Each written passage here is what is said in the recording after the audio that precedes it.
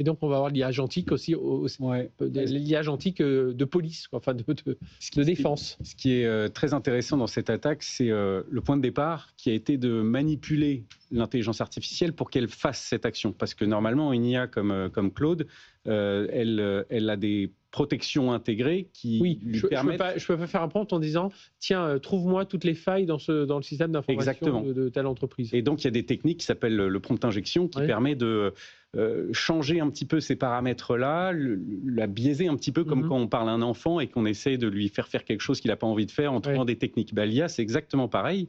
Et il existe aujourd'hui des protections qui permettent d'endurcir ça. D'accord. Et malheureusement, l'IA, c'est une interface qui a pour but d'interpréter des commandes et de réaliser des services aux humains qui vont lui parler. Donc, quand elle interprète une commande avec un service dedans, elle va le faire. Donc, le risque est là.